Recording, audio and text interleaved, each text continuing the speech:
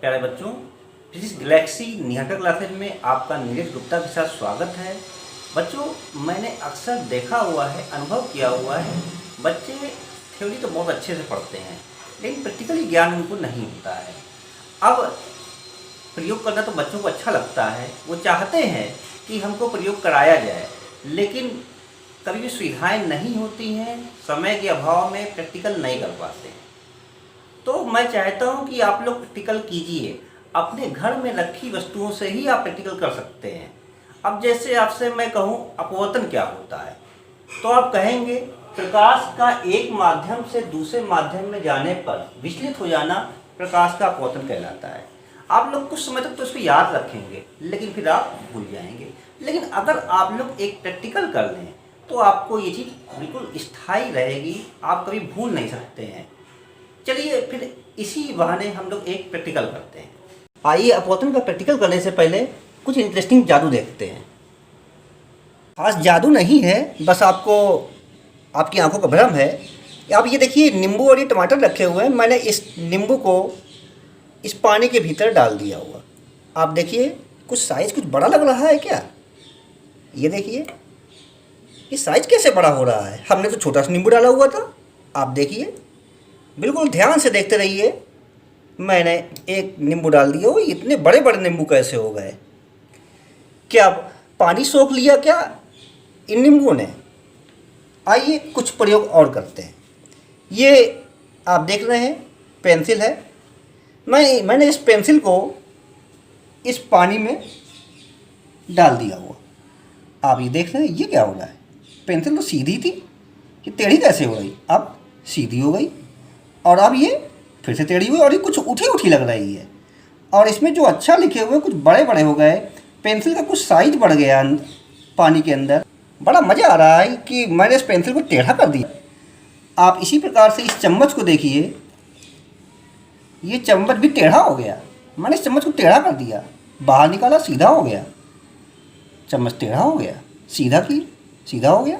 ये क्या हो रहा है?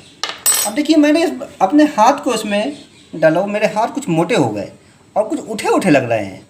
मेरा हाथ कुछ उठा हुआ लग रहा है, ऐसा क्यों हो रहा है? अब आइए एक एक्सपेरिमेंट और करते हैं। मैंने इस सनमाइका को इस पानी में डुबो दिया हुआ। आप देखिए कितनी कम डूबी हुई है। और यदि बाहर निकालते हैं, अरे रे रे रे रे रे, ये क्या इतना ज़्यादा डूबा हुआ था? इतना ज़्यादा डूबा हुआ था। एक बार फिर से इस सनमाइका की प्लेट को हम पानी में डुबोते हैं। ये देखिए कितना कम डूबा हुआ है, देख रहे हैं आप? अब देखिए, अरे अरे अरे अरे, इतना ज़्यादा डूबा हुआ। अब देखिए,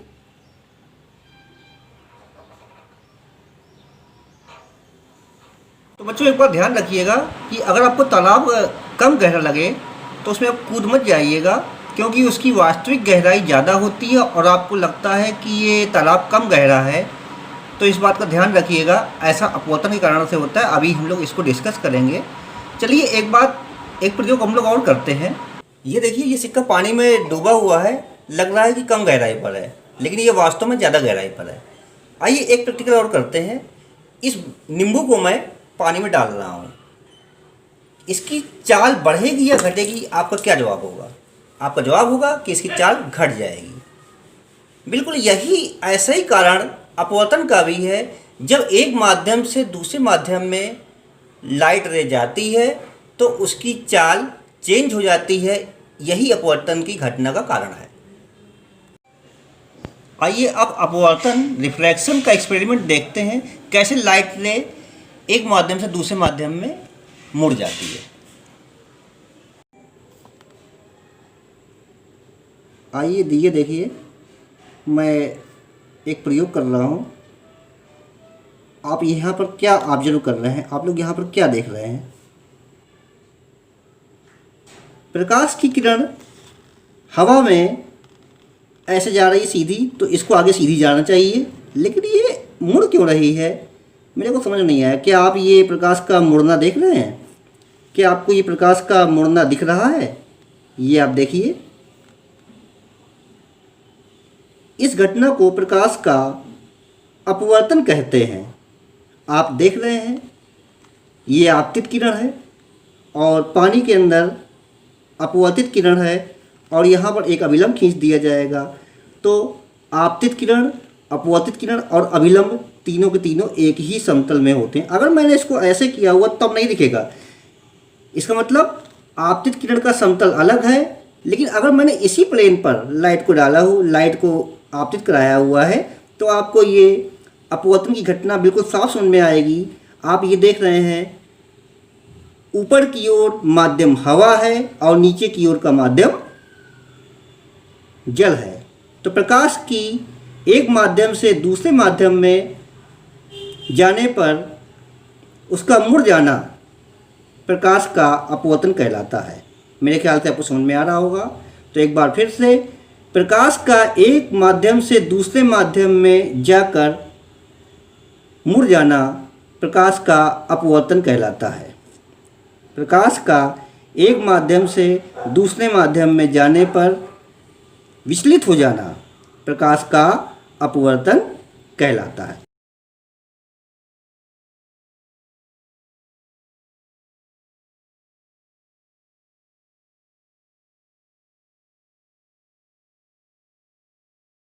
आप ये देख रहे हैं, अगर मैंने इस किरण को बिल्कुल सीधा इंसिडेंट कराया हुआ है तो अपवर्तन के पश्चात भी प्रकाश की किरण सीधी ही निकल जाती है, क्योंकि यहाँ पर अभिलंबवत आपतन हुआ है।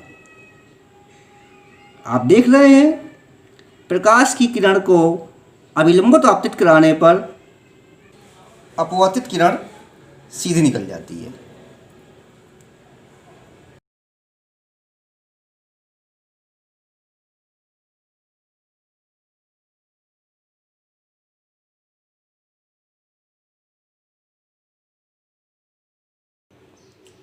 ध्यान दीजिए, ये प्रयोग आप पानी के साथ भी कर सकते हैं। ये देखिए, अभिलंब से दूर हट रही है ना, नीचे की ओर प्रकाश की किरणें वापस आ रही हैं, दिख रहा ना, बिल्कुल आपको दिख रहा होगा। अब ये देखिए, हम लोग आपतन कोण बढ़ा रहे हैं तो धीरे धीरे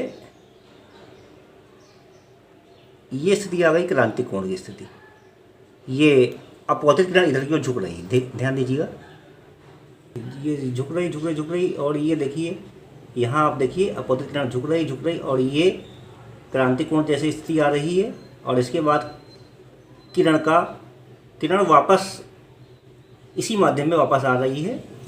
इसे पूर्ण आंतरिक परावर्तन कहा जाता है। जब ये एक ही प्लेन में आ जाते हैं तभी आपको ये दिखाई देगा। ये देखिए, अपवर्तन हुआ और ये देखिए, इसके बाद किरण का पूर्ण आंतरिक परावर्तन हो गया।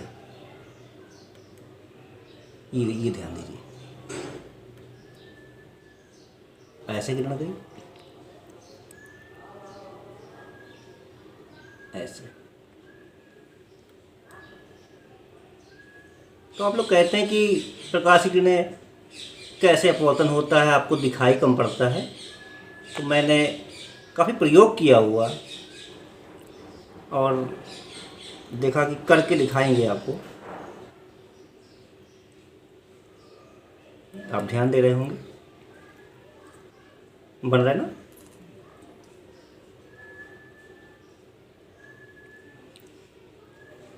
इस प्रकार से ये पूर्णात्मिक परावर्तन हो रहा है। ये देखिए, आइए ग्राइप वाटर के साथ एक प्रयोग करते हैं। ये देखिए, किरणें आपको कुछ झुकी हुई लग रही हैं। जब हवा से ग्राइप वाटर में किरणें जाती हैं तो ये कुछ झुक जाती हैं, आप देख रहे होंगे। ये आप ध्यान दे रहे हैं कि प्रकाश की किरणें हवा से जब ग्राइप वाटर में गई तो वो अभिलंब की ओर झुक गई।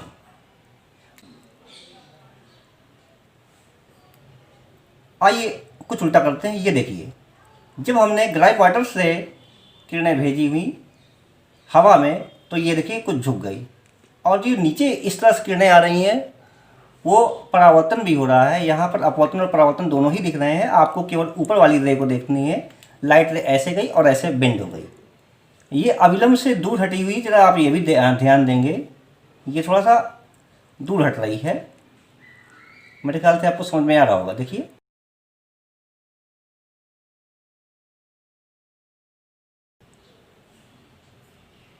ये देख रहे होंगे आप, प्रकाश की किरणें इधर अविलंब से कुछ दूर हट रही हैं। किरणें ऐसे गई ऐसे गई। नीचे की किरणों को आप ध्यान मत दीजिएगा, नीचे की किरणें परावर्तन को शो कर रही हैं, क्योंकि परावर्तन और अपवर्तन की घटनाएं दोनों साथ साथ होती हैं। ये आप देख रहे हैं प्रकाश की किरणें किस प्रकार से अविलंब से दूर हट रही हैं, जबकि ये ग्राई वाटर से हवा में जा रही हैं। और इसको हम लोग धीरे और मोड़ें, ये देखिए, आप देखिए, ये क्रांतिक कोण की स्थिति आ रही है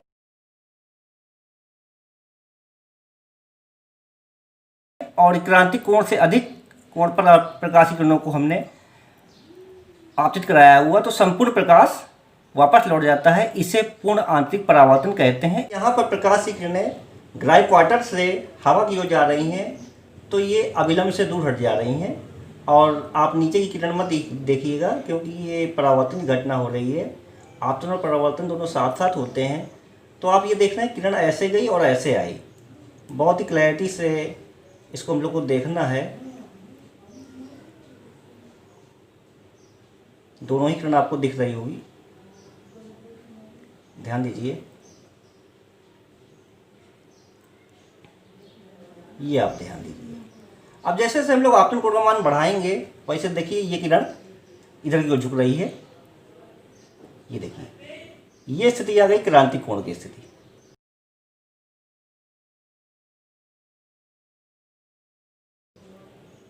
और क्रांतिक कोण से ज़्यादा आपतन पर प्रकाश पूरी तरह से परावर्तित हो जाता है, दूसरे माध्यम में प्रकाश जा ही नहीं पाता है। इसे कहा जाता है पूर्ण आंतरिक परावर्तन। इसको हम लोग आगे डिस्कस करेंगे। बच्चों, एक सीट के सामने अगर हम इस नींबू को ऊपर रखें तो नींबू हमको दिखाई पड़ेगा, लेकिन नींबू को जैसे जैसे हम नीचे करते जाते हैं तो दिखता है और अब दिखना बंद हो गया, क्योंकि इस लेवल से नींबू नीचे आ गया हुआ, इसलिए दिखाई नहीं पड़ रहा है। लेकिन ये नींबू दिख सकता है अगर बीच में कुछ अपवर्तनकारी पदार्थ हो। बिल्कुल यही स्थिति होती है सूर्योदय एवं सूर्यास्त के समय की। सूर्योदय के समय जब सूर्य क्षितिज से नीचे होता है तो भी ये हमको दिखाई पड़ता है। कारण क्या है कि सूर्य से आने वाली किरणें लगातार अपवर्तित होकर अविलंब की ओर झुकती हुई हमारी आंख पर प्रतिबिंब बनाती हैं। और यदि सूर्य हमारे सापेक्ष घूमकर इस प्रकार से आ जाए, सूर्यास्त के समय यही होता है, तो भी वो जब नीचे है तो भी हमको वो दिखाई पड़ता है। क्यों?